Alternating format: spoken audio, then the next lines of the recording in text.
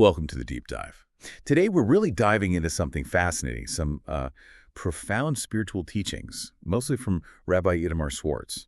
We've got this great collection of sources, ancient wisdom, but also practical stuff, all about exploring our inner spiritual world. So what we want to do today is kind of unpack these ideas. What does it really mean to find that deep inner eye, our essence? And how can we maybe connect to higher spiritual realities? It's about maybe clarifying the map for a world that can feel a bit abstract, but, well, you'll see it's surprisingly relevant.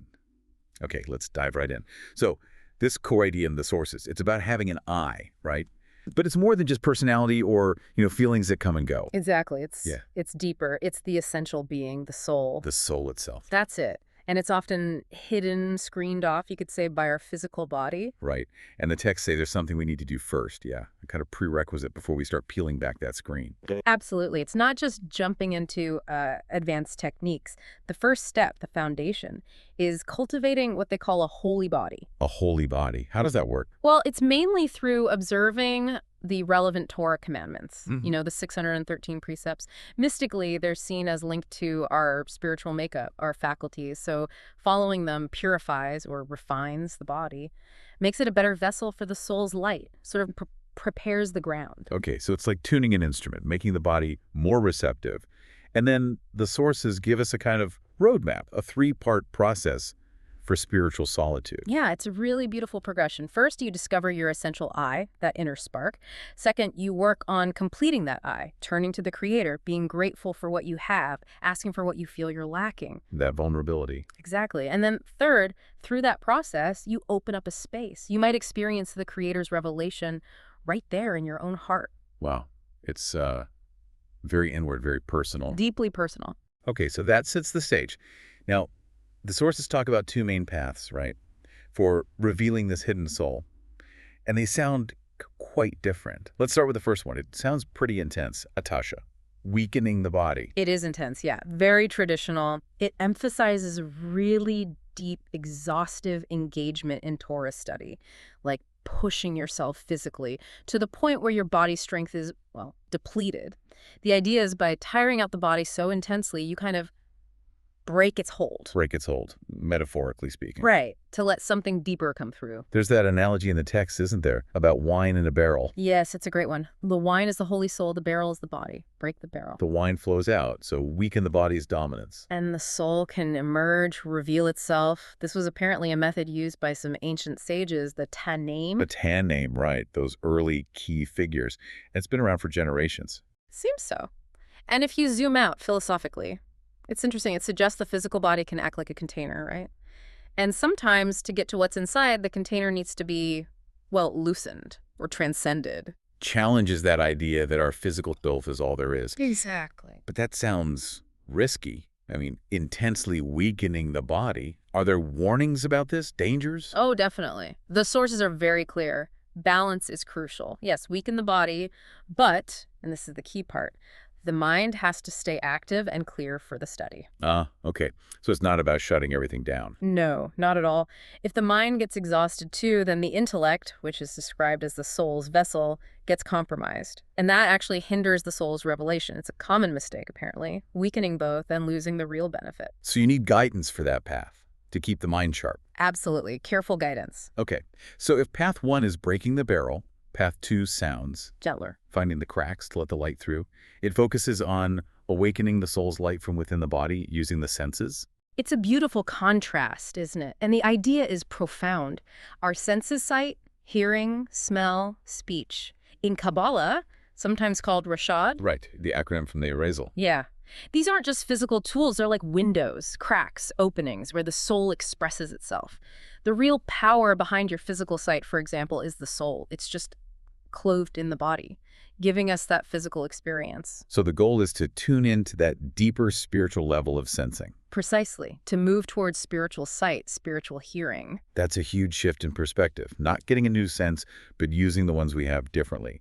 So how do we start doing that? What's involved in this recalibration? Well, first, just like the other path, purity is key. Guarding the senses, being mindful of what you see, what you hear, that's foundational. Any sort of spiritual damage to these vessels makes it harder for the soul to shine through. Makes sense. Protect the windows. Exactly. Then, after that groundwork, the real practice begins, quieting and expanding the senses. Okay, wait. Quiet and expand, that sounds like a contradiction. How does that work? It does sound paradoxical, doesn't it? But the texts explain it by highlighting two key differences between physical and spiritual senses. Okay. First, limitation versus boundlessness. Our physical eyes, they only see so far. Our ears only pick up certain frequencies. But spiritual vision, it's described as boundless, like Adam, the first human, seeing the whole world. Wow. Limitless. Okay, what's the second difference? The second is noise versus stillness. Physical senses need input, right? Light waves hitting the eye, sound waves vibrating. There's activity, movement, noise in a sense. Spiritual senses, though, are closer to stillness, profound quiet, and inner receptivity. Fascinating. So we're moving from noisy and limited to still and boundless. The sources actually give techniques for this, right? For developing spiritual vision, starting with just looking at the sky. Yes, that's the first one mentioned. Looking at a clear, bright sky, not a cloudy one. Gazing at the sky connects us to something less physical, less defined. It refines our sight. But deeper than that, it's about looking at something without clear edges or forms, preening our perception beyond defined shapes. Letting go of boundaries. Exactly. Looking at a vast ocean works similarly, they say, where you can't see the other side. That sense of infinity. Specifically an ocean, not a lake where you can see the end. Right, because of that boundlessness. It helps break that mental habit of form equals boundary. So it's how we perceive it, the lack of form, the vastness. Precisely. Although, interestingly, they note that just staring into blank air usually doesn't work for most people. The physical eye still needs something to anchor on, even if it's vast and formless like the sky. Okay. Technique 2. Focusing on a burning candle. This one feels symbolic. Body is darkness, soul as light. Exactly. The connection is immediate. Light is a classic symbol for the soul.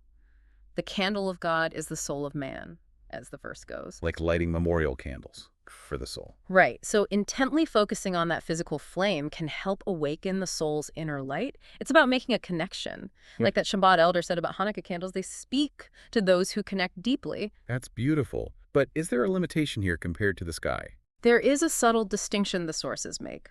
A candle flame, while representing light, still has a defined form. Right, you can see it shaped. Yeah.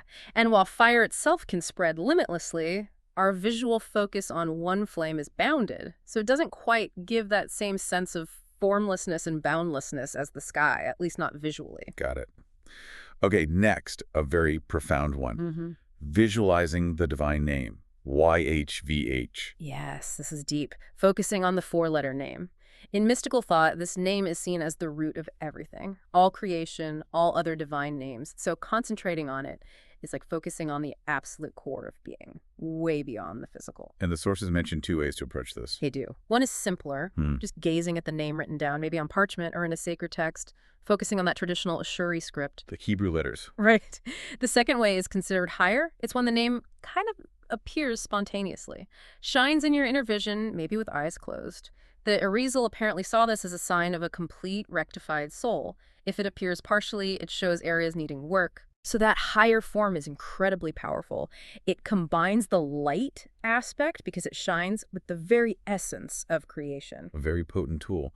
What's the potential challenge or limitation with this one, thinking about form and boundlessness? Well, even the name YHVH, when written or even imagined clearly, it still has a form. It's structured, bounded visually. So while its meaning is infinite essence, the visual experience might lack that explicit formlessness and boundlessness you get from the sky. It's a different kind of focus. Okay, that makes sense.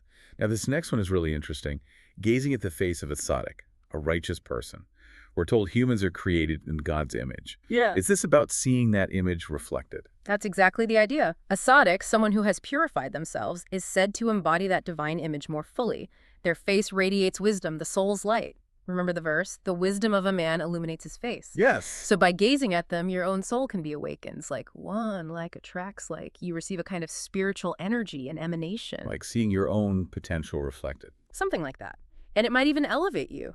How so? Well, the sources suggest that if the tzaddik's soul comes from a higher spiritual plane, a higher world than yours, say theirs is from Bria creation and yours from Yetzirah formation. These different spiritual levels. Right. Gazing at them might not just reveal your soul, but actually draw down a higher influence into your soul, elevate it.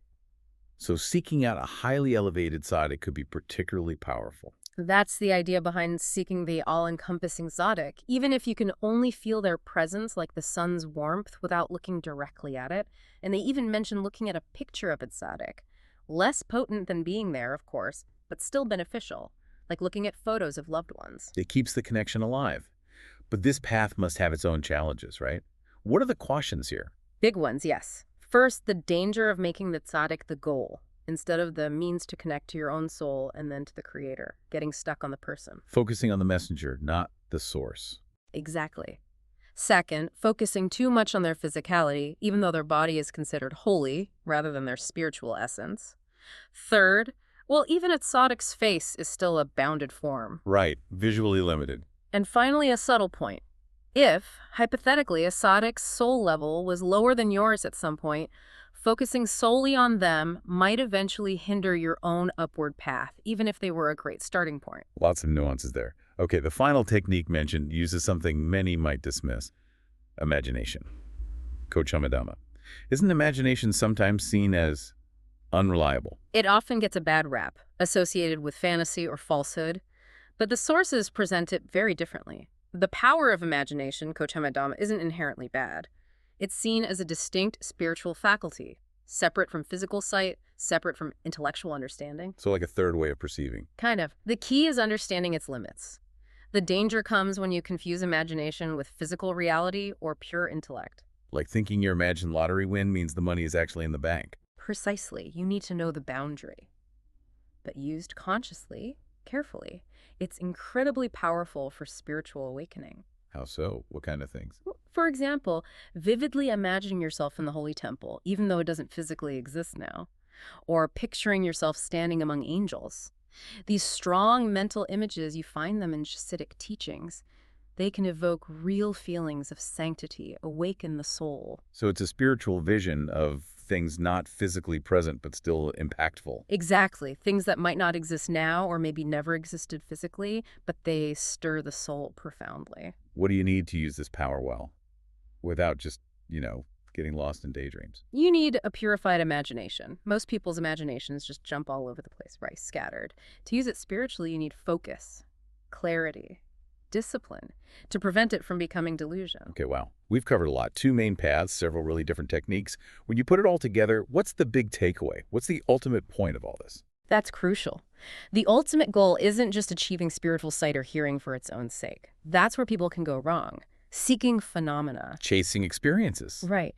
The real purpose, according to these sources, is to reach the essence of your own soul, and from there to connect with the essence of the Creator. All these techniques, weakening the body, gazing at the sky, visualizing the name, connecting with a tzaddik, using imagination, they're just tools. Means to that ultimate end. That really clarifies things. It's about the destination, that deep connection, not just the method used to get there. But you mentioned risks, especially delusion. How does someone know if what they're experiencing is real spiritual insight or just their mind playing tricks, fantasy? It's a huge question, and the sources acknowledge the risk. Having spiritual sight doesn't automatically mean you understand what you're seeing. You can see and not know what you see. The key indicator they point to is consistency. Consistency across your whole life, spiritual, moral, practical. Well, if someone claims amazing spiritual insights, but their actions contradict basic principles, like maybe they claim total trust in God for health, but refuse any medical help even when appropriate. Or they work obsessively for money while talking about detachment. Or have double standards for themselves versus others. If things don't line up. Exactly. It suggests something is unbalanced, possibly delusion, or the experience isn't properly integrated. True inner revelation, they suggest, brings a deep clarity, a certainty, like knowing you're sitting on this chair right now. If there's doubt, constant inner conflict, it probably means it's not fully real or rooted yet. That's a very grounding perspective. Look for consistency and that sense of unwavering clarity. Well, this has been a truly deep dive, exploring these pathways from Rabbi Itamar Schwartz, the Intensitasha, the various ways to awaken the soul through senses and imagination. It really provides more than just techniques, doesn't it? It's a whole framework for understanding our inner potential. What really stands out to you from all this? How might thinking about quieter or boundless perception connect with maybe moments of introspection in your own life? That's a great question to ponder. And maybe building on that, If our normal way of sensing is often noisy and limited, as these texts suggest, what could you, listening now, potentially gain just by intentionally setting aside moments for stillness, for openness in how you perceive? Just observing the world, observing yourself with less focus on predefined form and more of a sense of boundlessness. What new insights might just quietly emerge from that simple shift in attention?